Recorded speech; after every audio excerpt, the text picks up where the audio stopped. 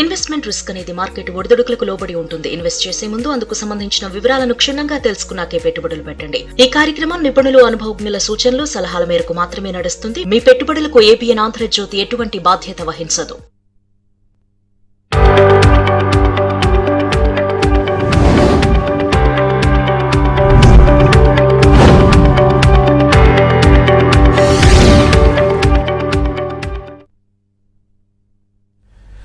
నమస్తే, welcome to ABN business news. ఇక దేశీయ స్టాక్ మార్కెట్లు లాభాల్లో కొనసాగుతున్నాయి. సెన్సెక్స్, నిఫ్టీ లాభాల్లో ట్రేడ్ అవుతున్నాయి. ఏషియన్ పెయింట్స్ కావచ్చు, టీఎంపీవీ, డాక్టర్ రెడ్డీస్ ల్యాబ్స్ షేర్లు లాభాల్లో ట్రేడ్ అవుతుండగా ONGC, Reliance, HCL, tech, Infosys షేర్లు నష్టాలు కొనసాగుతున్నాయి. ప్రజెంట్ నిఫ్టీ 50 24,319, 285 పాయింట్ల లాభంతో ఉంది. ఇటు బీఎస్సీ సెన్సెక్స్ 77,871, 855 పాయింట్ల లాభంతో ఉంది. ఇటు నిఫ్టీ 500 304 పాయింట్ల లాభంతో, బ్యాంక్ నిఫ్టీ దాదాపుగా 1184 పాయింట్ల లాభంతో ఉంది. ఇటు నిఫ్టీ ఐటీ కూడా 214 పాయింట్ల లాభంతో 29,325 దగ్గర కొనసాగుతోంది. ఇక మీకు మార్కెట్కి సంబంధించి ఏదైనా డౌట్ ఉంటే స్క్రీన్ పైన కనిపిస్తున్న నంబర్కి కాల్ చేయొచ్చు, లేదంటే కామెంట్ రూపంలో కూడా మీ డౌట్ని ఎక్కడ రాస్తే మనతో పాటు ప్రముఖ ఎకనామిస్ట్, సుప్రీంకోర్టు అడ్వకేట్ డాక్టర్ జీవి రావు గారు స్టూడియోలో ఉన్నారు. వారిని అడిగి మీ సందేహాలు నివృత్తి చేసే ప్రయత్నం చేస్తారు. ముందుగా వారితో మాట్లాడదాం. సార్ నమస్తే. నమస్తే సార్, ఒడిదుడుకుల్లో అనిపించింది, మళ్ళీ మార్కెట్లు బాగా పుంజుకున్నాయి. సో ఏంటి ఇది సస్టైన్ ఇట్లా ముందుకెళ్లే అవకాశం ఉందా? ఈ మూమెంట్లో ఇన్వెస్టర్స్ ఏం చేయాలి అసలు? అయితేనండి, మార్కెట్ ఇప్పుడు ఇవాళ 24,300 స్థాయిలో నిఫ్టీ నిలబడతాం అనేటువంటి చాలా సుపరిణామం. అయితే ఇక్కడి నుంచి నిలబడుతుందా అంటే 24,600 పైన కనుక నిఫ్టీ కనుక నిలబడితే ఒక 2-3 రోజులు, అప్పుడు అక్కడి నుంచి మళ్ళీ మంచి బుల్ ఫేజ్లోకి వెళ్తుందని చెప్పొచ్చు. కాకపోతే ఓవరాల్గా మార్కెట్లో ఉన్నటువంటి పరిస్థితులు మనం చూస్తే చాలా విషయాలు సర్దుమణిగినట్టుగా అనిపించినప్పుడు కూడా జియో పొలిటికల్ సిచ్యుయేషన్స్లో హార్మోజ్ జలసంధి విషయంలో ఒక ఫైనల్ కంక్లూజన్ వచ్చి దాని నుంచి మనకి సరుకు రవాణా అనేటువంటిది ఏదైనా కానీ, ఈ ఆయిల్స్ సప్లై కానీ అన్నీ కూడా డిజరప్షన్ లేకుండా ముందుకు వెళ్ళినంత వరకు కూడా మార్కెట్ అనిశ్చితులు కొనసాగుతాయని చెప్పొచ్చండి. ఈ సమయంలో ఇన్వెస్టర్స్ అవలంబించాల్సినటువంటి విధానం ఏంటంటే, ఎవరైతే ప్రాఫిట్స్ని స్వీకరించగలుగుతారో వాళ్ళే మార్కెట్లో చతురతను చూపించినట్లు లెక్కండి. మనం ఎండ్ ఆఫ్ ద డే మేము మార్కెట్లో 4 సంవత్సరాలు ఉండాలా, 5 సంవత్సరాలు ఉండాలనే దానికన్నా ఎన్ని రూపాయలు సంపాదించుకోగలిగేటువంటిది చాలా ఇంపార్టెంట్. కాబట్టి ఎప్పటికప్పుడు ఒక టార్గెట్ రిటర్న్ అనుకున్న తర్వాత అవి అందిపుచ్చుకున్నప్పుడు లాభాలను స్వీకరిస్తూ మార్కెట్లు తగ్గినప్పుడు మళ్ళీ ఎంటర్ అవుతూ ఇలాంటి స్ట్రాటజీలో వెళ్ళిన ఇన్వెస్టర్సే అల్టిమేట్గా ఎక్కువగా హ్యాపీగా ఉండగలుగుతారు. అందుకని చెప్పి ఈ విధానాన్ని అవలంబిస్తేనే ఇన్వెస్టర్స్ ఎక్కువ రోజులు మార్కెట్లో ప్రాఫిట్స్ని చూడటము, హ్యాపీగా ఉండటం, ఈ రెండు కూడా జరుగుతాయండి. సార్, ప్రభాకర్ గారు ఉన్నారు వైజాగ్ నుంచి. ప్రభాకర్ గారు నమస్కారం. నమస్తే అండి. మీ డౌట్ అడగండి. డాక్టర్ జీవి రావు గారు ఉన్నారు. రావు గారు నమస్తే అండి. నమస్తే అండి. నా దగ్గర మోసిఫ్ ఉన్నాయండి, తర్వాత కేపీ గ్రీన్ ఉన్నాయి. ఓకే. అవి చాలా లాంగ్ బ్యాక్ నుంచి విడిపోయేవి. వేటి ఎగ్జిట్ అయిపోమంటారా, హోల్డింగ్ చేయమంటారా? అయితే మీరు ఇప్పుడు ఇక్కడ ప్రజెంట్ ఏ అప్రిసియేషన్లో ఏదైనా అవకాశం ఉన్నప్పుడు ఎగ్జిట్ అవటమే మంచిదండి. అది ఎగ్జిట్ అయ్యి నెక్స్ట్ ఈ రానున్నటువంటి రోజుల్లో మనకు కొంచెం హై పర్ఫార్మెన్స్కి స్కోప్ ఉండేటువంటి పిఎస్యు స్టాక్స్ వైపుకి వెళ్తే మీకు ఎక్కువ ప్రయోజనం ఉండొచ్చండి. సార్, కిషన్ గారు ఉన్నారు కరీంనగర్ నుంచి. కిషన్ గారు నమస్కారం.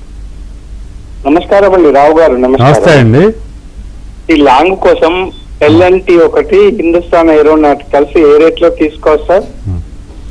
ఇప్పుడు ఎల్ఎన్టీ వచ్చేసరికి మీరు ఒక 2-3 సంవత్సరాల కాల వ్యవధి కోసం అంటే కరెంట్ రేట్ నుంచి కూడా ఎక్వైర్ చేయడం మొదలు పెట్టుకోవచ్చు అండి. 3,900, 4,000 రూపాయల స్థాయిలో ఎల్ఎన్టీ మంచి ప్రైస్ అనే చెప్పొచ్చు మీకు లాంగ్ టర్మ్ ఇన్వెస్టర్స్కి. అలాగే హెచ్ఏఎల్ కూడా నిజానికి గత కొంతకాలంగా మనకి డిఫెన్స్ రంగంలో ఉన్నటువంటి మిగతా షేర్లతో పోలిస్తే ఎక్కువగా ర్యాలీలో పార్టిసిపేట్ చేయని స్టాక్ హెచ్ఏఎల్.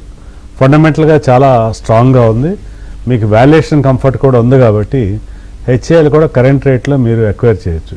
ఈ 2 షేర్లు కూడా కొనాలనుకుంటే స్టాక్ మొత్తం కూడా సేమ్ డే కొనటం కాకుండా మీరు సిప్ విధానంలో కనుక 1 ఇయర్ పాటు ఎక్వైర్ చేస్తూ వెళ్తే లాంగ్ టర్మ్ ఇన్వెస్టర్కి ఎక్కువ ప్రయోజనం ఉంటుందండి.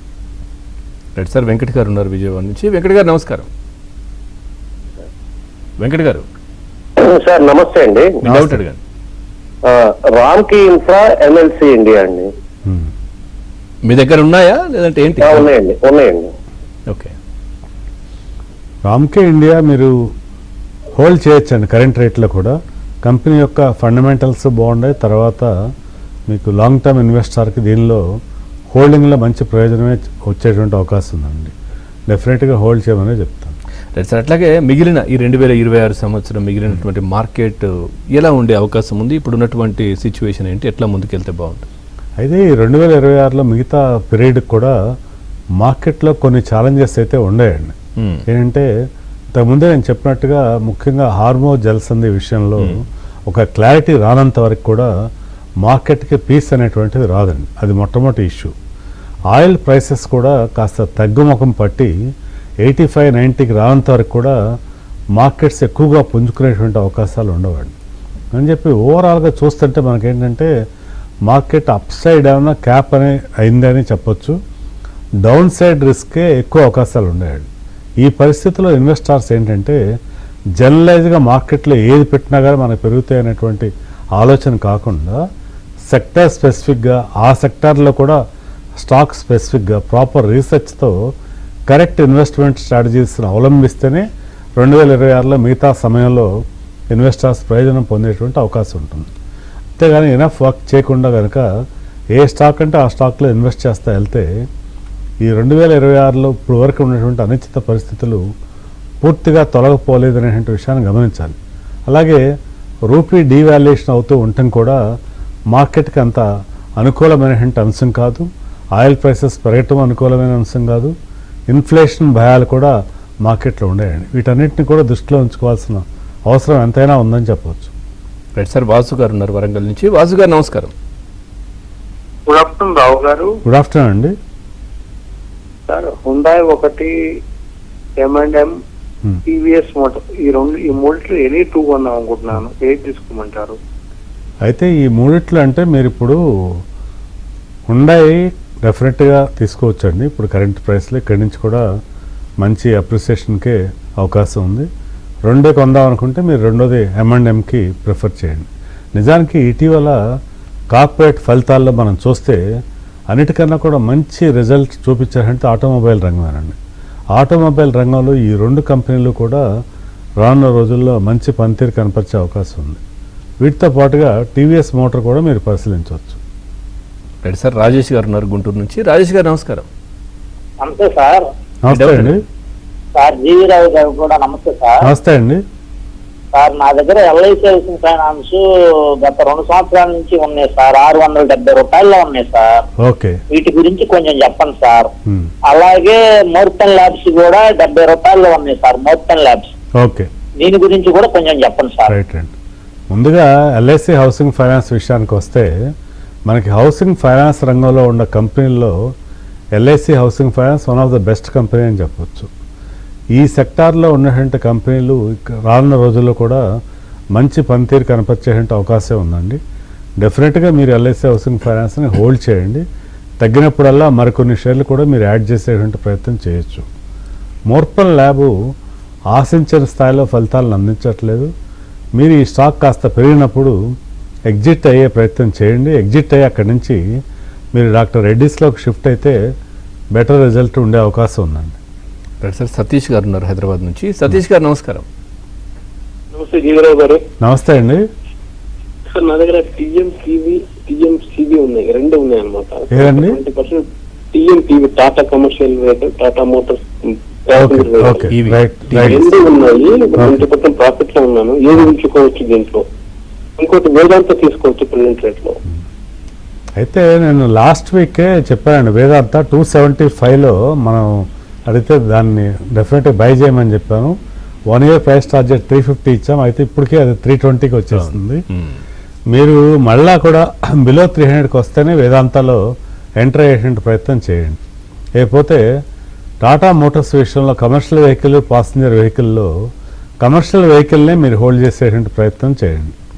రైట్ సార్, గుంటూరు నుంచి రజనీ గారు ఉన్నారు. రజనీ గారు నమస్కారం.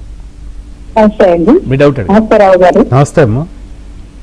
వకాన్ ఫార్మా 1490లో తీసుకున్నాను సార్. ఓకే. అది షార్ట్ టర్మ్ టార్గెట్ చెప్పండి. సీజీ పవర్ ఇప్పుడు తీసుకోవచ్చా? ఓకే. సీజీ పవర్ విషయానికి వస్తే మీరు ఒక 9 నెలలు అట్లా హోల్డ్ చేయాలనుకుంటే సీజీ పవర్లో ఎంటర్ కావచ్చండి. ఒక్హార్డ్ ఫార్మా వచ్చేసి ఇది కూడా కనీసం ఒక 1 year హోల్డ్ చేసే ఆలోచన ఉంటేనే ఇప్పుడు ఎంటర్ కండి. అలా కాకుండా షార్ట్ టర్మ్ ఆలోచన అయితే మాత్రం ప్రజెంట్ రేట్లో అవాయిడ్ చేయటమే మంచిది. సార్ గిరినాథ్ గారు అడుగుతున్నారు, కొన్ని కామెంట్స్ ఉన్నాయి. HFCL 90లో తీసుకున్నారంట. ఓకే. సో హోల్డ్ చేయమంటారా, ప్రాఫిట్ బుక్ చేయాలా? ఒక 2 years వరకు అయితే ఉంచగలుగుతాం. అయితే హెచ్ఎఫ్సిఎల్ మీరు ఇప్పుడు ప్రజెంట్ రేట్లో ప్రాఫిట్ బుక్ చేసుకోండి. మనకు మార్కెట్లో ఎన్నో మంచి బ్లూ చిప్ స్టాక్స్ చాలా రీజనబుల్ వాల్యుయేషన్లో అవైలబుల్ అవుతున్నాయి కనుక దీని నుంచి ఎగ్జిట్ అయ్యి దాన్ని మనం ప్రోగ్రామ్స్ చూస్తూ మంచి స్టాక్స్ వైపు మళ్ళీ ప్రయత్నం చేయటం బెటర్ అండి. Right sir. శ్రీనివాస్ గారు ఉన్నారు తణుకు నుంచి. శ్రీనివాస్ గారు నమస్కారం. నమస్తే అండి డాక్టర్ జీవి రావు గారు ఉన్నారు, మీ డౌట్ అడగండి. సార్. ఐటీసీ ఫ్రెష్ యాడ్ చేయొచ్చండి. నేను 307 యావరేజ్ లో ఉన్నాను. అలాగే ఐఎఫ్సిఐ 112 షేర్స్ ఉన్నాయండి, యావరేజ్ 57. ఇంకా వెయిట్ చేయొచ్చా? ఈ రెండు చెప్పండి. రైట్ అండి. ముందుగా ఐటీసీ విషయానికి వస్తే మామూలుగా ఈ రంగంలో ఉన్నటువంటి కంపెనీలో one of the best company అండి ఐటీసీ. ఐటీసీ షేర్ ప్రైస్ ఇప్పుడు కూడా చాలా రీజనబుల్ వాల్యుయేషన్లోనే ఉందని చెప్పవచ్చు. ఐటీసీ అలాగే ఐటీసీ హోటల్స్ ఈ రెండు కూడా చాలా రీజనబుల్ వాల్యుయేషన్లోనే ఉన్నాయి ఇప్పుడు కూడా. సో ఐటీసీ ఇప్పటికే ఉంటే డెఫినెట్గా మీరు హోల్డ్ చేయండి, మరికొన్ని షేర్లు కూడా యాడ్ చేసుకోవచ్చు అండి. లేకపోతే ఐఎఫ్సిఐ విషయానికి వస్తే కూడా ఐఎఫ్సిఐ మీరు మరికొంతకాలం కూడా హోల్డ్ చేయండి. ఇక్కడి నుంచి కూడా ఇంకా అప్రిసియేషన్కి మంచి అవకాశాలు ఉన్నాయండి. సో ఈ రెండు షేర్లు కూడా డెఫినెట్గా హోల్డ్ చేయమనే చెప్తాను. ఇంకా ప్రజెంట్ మార్కెట్లు అయితే లాభాల్లో కంటిన్యూ అవుతా ఉన్నాయి. మనతో పాటు డాక్టర్ జీవి రావు గారు ఉన్నారు, వారితో మాట్లాడడానికి, సర్వీతో మాట్లాడడానికి కృష్ణ గారు ఉన్నారు హైదరాబాద్ నుంచి. కృష్ణ గారు నమస్కారం. సార్ నమస్తే. రావు గారు నమస్తే అండి. నమస్తే అండి. సార్ నా దగ్గర 100 డాక్టర్ రెడ్డిస్ ల్యాబ్స్ ఉన్నాయండి. ఓకే. నేను దాన్ని తీసేసి అల్ట్రాటెక్ కానీ హెచ్ఏఎల్ కానీ కొనొచ్చా అండి? మీరు రెడ్డిస్ ల్యాబ్ని తీయటం అంత మంచి నిర్ణయం అయితే కాదండి. ఏంటంటే రానున్న రోజుల్లో ఫార్మా రంగము one of the performing sector అయ్యే అవకాశాలు ఎక్కువగా ఉన్నాయి. తర్వాత డాక్టర్ రెడ్డిస్ కూడా కరెంట్ వాల్యుయేషన్ కూడా చాలా రీజనబుల్ వాల్యుయేషన్లో ఉన్నాయి. ఇక్కడి నుంచి ఇంకా ఎంతో పెరగటానికి అవకాశం ఉందండి. అందుకని చెప్పి మీరు డాక్టర్ రెడ్డిస్ని అయితే కంటిన్యూ చేయండి. అలాగే ఫర్దర్గా ఏదైనా కొత్త కొనాలనుకుంటే స్మాల్ క్వాంటిటీస్తో హెచ్ఏఎల్ కూడా మీరు కొనడం స్టార్ట్ చేసుకోండి, కానీ బట్ రెడ్డిస్లో నుంచి అయితే బయటికి రాకండి ఇప్పట్లో. Right sir. హైదరాబాద్ నుంచి అనిత గారు ఉన్నారు. అనిత గారు నమస్కారం. నమస్తే సార్. నమస్తే రావు గారు. నమస్తే అమ్మా. ఫ్రెష్ గా అండి M&M ఫైనాన్స్ అండి, నెక్స్ట్ అపోలో టైర్స్ తీసుకొచ్చండి. ఇవి రెండు కూడా మినిమం 1 year హోల్డింగ్ ఆలోచన ఉంటే కూడా ఇన్వెస్ట్ చేయదగిన షేర్లేనమ్మా.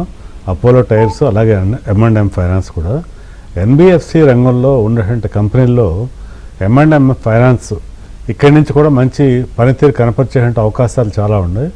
అదని చెప్పి మీరు M&M ఫైనాన్స్ ఒక 1 year హోల్డింగ్ ఆలోచన ఉంటే మాత్రం డెఫినెట్గా తీసుకోవచ్చు. అలాగే అపోలో టైర్స్ కూడా కరెంట్ రేట్లో బై చేయొచ్చు. Right sir. మహేష్ గారు ఉన్నారు. మహేష్ గారు నమస్కారం. Sir good evening. Good afternoon sir. మీ డౌట్ అండి. సార్ నాది స్విట్జర్లాండ్ సార్ 56 లో ఉన్నాయి. జొమాటో వచ్చి 270, ఓకే. RVNL 266 sir.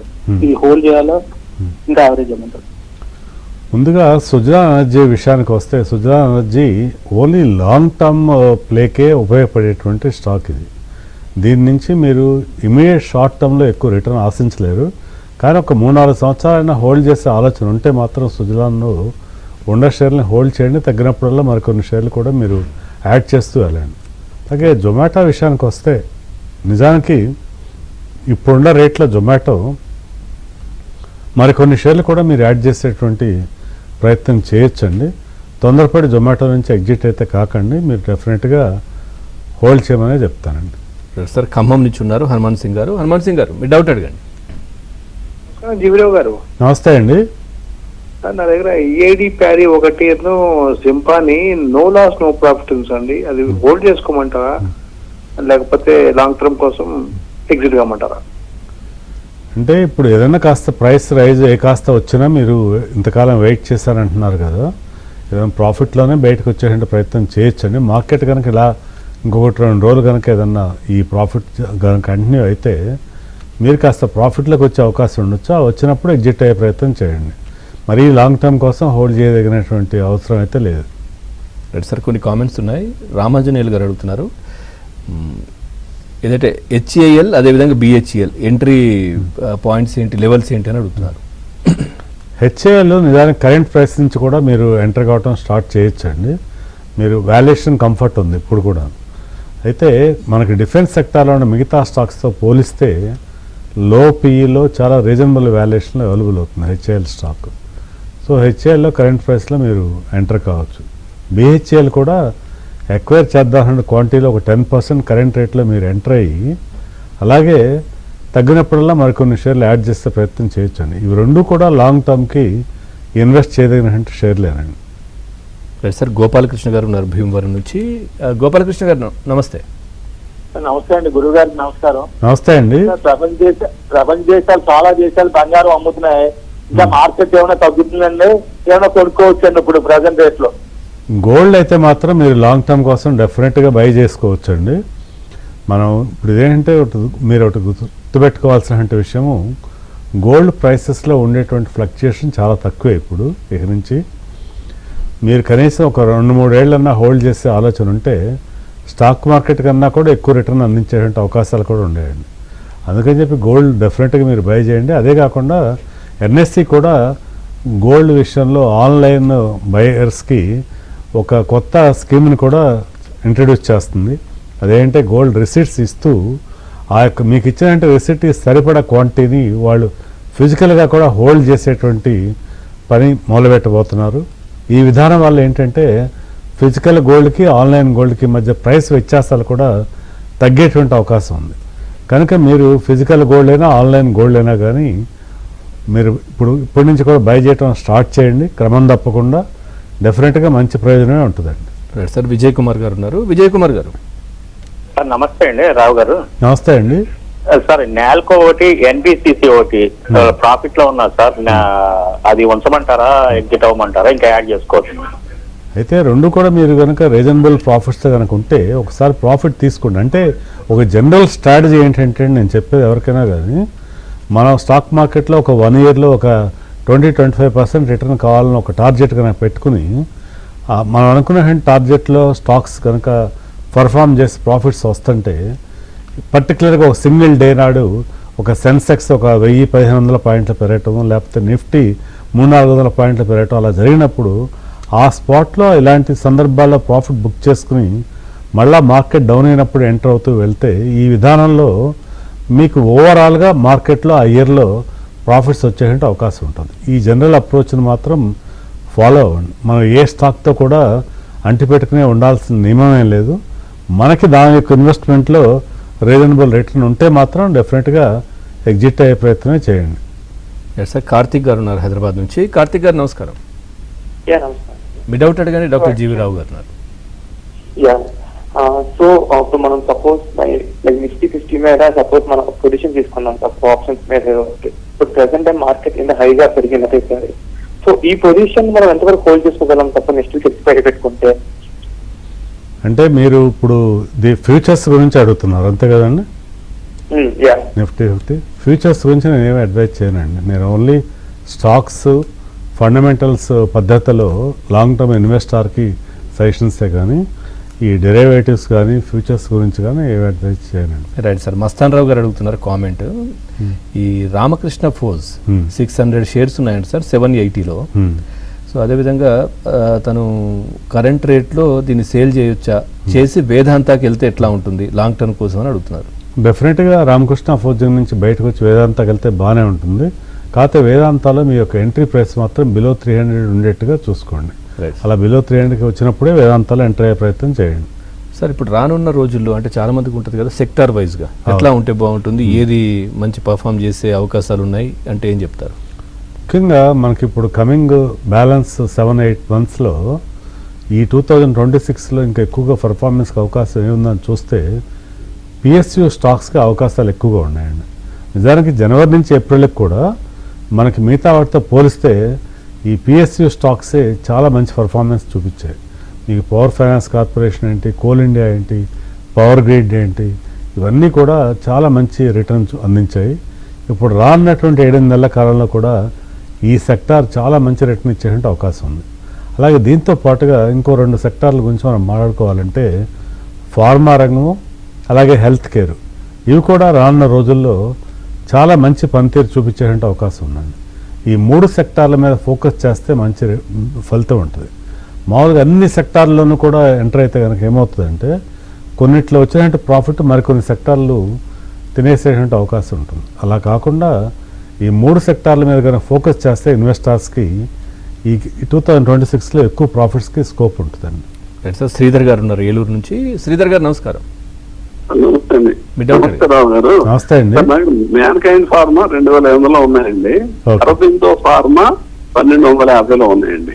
ఈ అరవిందో ఫార్మా ప్రాఫిట్ లో ఉంది, దాని ప్రాఫిట్ బుక్ చేయొచ్చు అంటారా లేకపోతే ఉంచచ్చా? ఈ మ్యాన్కైండ్ ఫార్మా సంగతి ఏంటి సార్ చెప్పండి. ఇప్పుడు మనకి మ్యాన్కైండ్ ఫార్మా మన ఫండమెంటల్స్ చూసుకున్నప్పుడు చాలా మంచి కంపెనీ అండి. ఇదేంటంటే ఎవరైతే లాంగ్ టర్మ్ ఇన్వెస్టారు ఈ దీనిలో స్టిక్ ఆన్ అయి ఉంటారో దీనిలో అనూహ్యమైనటువంటి ఫలితాలు వచ్చేటువంటి అవకాశం ఉందండి. అందుకని మ్యాన్కైండ్ ఫార్మాని డెఫినెట్గా హోల్డ్ చేయండి, పొరపాటుకు కూడా అమ్మకండి. అదే కాకుండా రానున్న రోజుల్లో ఫార్మస్యూటికల్ సెక్టార్ కూడా చాలా మంచి పనితీరు కనపరిచే అవకాశం ఉంది. ఈవెన్ మీరు అరవిందో ఫార్మా కూడా ఇప్పుడేం ప్రాఫిట్ బుక్ చేయకండి, ఇక్కడి నుంచి కూడా మంచి రిజల్ట్కి అవకాశం ఉంది, తర్వాత ఇంకా పెరిగేటువంటి అవకాశాలు ఎక్కువ ఉన్నాయండి. అందుకని ఫార్మాస్యూటికల్ రంగము బాగా పర్ఫామ్ చేసే అవకాశం ఉంది. మీరు అడిగినటువంటి ఈ 2 షేర్లు కూడా ఈ కమింగ్ 6-7 మంత్స్లో కూడా మంచి రిటర్నే వచ్చే అవకాశం ఉందండి. అందుకని ప్రస్తుతానికైతే ఈ 2 కూడా హోల్డ్ చేయండి. రైట్ సార్, అట్లాగే సీనియర్ సిటిజన్స్ సార్ చాలామంది కూడా వాళ్ళ దగ్గర ఉన్నటువంటి డబ్బు ఏదైనా కానీ దేంట్లో ఇన్వెస్ట్ చేస్తే బాగుంటుంది ఇట్లాంటివన్నీ కూడా ఆలోచన చేస్తూ ఉంటారు. కొంచెం దగ్గరలోనే కొంచెం ఇన్వెస్ట్మెంట్ చేయడం, తర్వాత కొంచెం లాభాలు తీసుకోవడం, ఇట్లాంటి ఆలోచనలు. మీరు సజెషన్స్ ఏంటి? నేను సీనియర్ సిటిజన్స్ విషయంకి వస్తే స్టాక్ మార్కెట్ దూరంగా ఉండటం మంచిదని మొట్టమొదటి సలహా చెప్తానండి.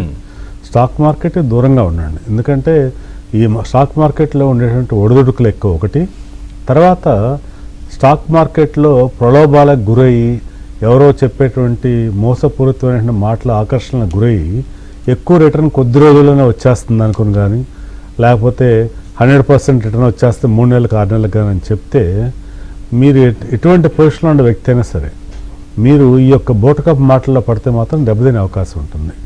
గ్రీడినెస్ మనం పోకూడదు. అసలు ముఖ్యంగా సీనియర్ సిటిజన్స్ వీలైనంత వరకు స్టాక్ మార్కెట్ దూరంగా ఉంటుంది మంచిది. మీరు దేనిలో ఇన్వెస్ట్ చేయడం కరెక్ట్ అంటే నా దృష్టిలో మీకు మంత్లీ ఇన్కమ్ వచ్చేటువంటి ఫిక్స్డ్ డిపాజిట్ పథకాల్లో ఇన్వెస్ట్ చేసుకోవటం మంచిదండి. నేను ఒక 2 ఉదాహరణలు చెప్తానండి. ఇప్పుడు మనకి రెప్కో బ్యాంక్ ఉంది, గవర్నమెంట్ ఆఫ్ ఇండియా బ్యాంక్, అది హోమ్ మినిస్ట్రీ కింద ఉంటుంది. వీళ్ళు సీనియర్ సిటిజన్స్కి మంత్లీ ఇంట్రెస్ట్ 8% అందిస్తున్నారు. మనం దానిలో ఎక్కడో 20% వస్తానేటువంటి మాటలు నమ్మే కన్నా కూడా ఇటువంటి స్కీమ్లో ఉంటే మీకు అట్లీస్ట్ ప్రిన్సిపల్ సెక్యూర్డ్గా ఉంటాయి. అలాగే ఇప్పుడు కొన్ని షెడ్యూల్డ్ బ్యాంక్స్ కూడా 7.65 నుంచి 7.7 వరకు కూడా ఇంట్రెస్ట్ ఇస్తున్నాయి. ఉదాహరణ డీసీబీ బ్యాంక్ లాంటివి. అలా చూసుకొని మీరు కొంచెం హైయర్ ఇంట్రెస్ట్లో ఉండి సేఫ్టీ ఉండేటువంటి బ్యాంకుల వైపు చూస్తే సీనియర్ సిటిజన్స్కి అటు సేఫ్టీ పార్ట్గా మంత్లీ రిటర్న్ కూడా పొందొచ్చండి. వీటితో పాటు ఈవెన్ సెంట్రల్ గవర్నమెంట్ ఇది మనకి పోస్టల్ మంత్లీ ఇన్కమ్ స్కీమ్లో కూడా 8.2% వరకు కూడా ఇంట్రెస్ట్ వచ్చే అవకాశం ఉంది. కొల్లాపూర్ నుంచి భాస్కర్ రెడ్డి గారు ఉన్నారు. భాస్కర్ రెడ్డి గారు, హలో. నమస్తే సార్. నమస్తే అండి. సార్ ఈ రేట్లో ఎల్ఐసి కాన్ ఇంటర్నేషనల్ ఈ రేట్లో బై చేయొచ్చా? ఏదండి? ఎల్ఐసి కాన్ ఇంటర్నేషనల్. ఎర్కాన్ ఇంటర్నేషనల్. ఎల్ఐసి కాన్ ఇంటర్నేషనల్. ఓకే. కరెంట్ రేట్లో ఫ్రెష్ బయింగ్ అయితే అవాయిడ్ చేయండి. ఇక్కడి నుంచి ఏదైనా మార్కెట్ కరెక్షన్ ఉన్నప్పుడు మాత్రమే దీనిలో ఫ్రెష్ ఎంట్రీ గురించి పరిశీలించండి. Right sir, thank you doctor GV Rao garu. మార్కెట్కి సంబంధించి చాలా చక్కటి విశ్లేషణ అందించారు. Thank you. నమస్తే అండి. ఇది వాళ్ళ ఏబిఎన్ బిజినెస్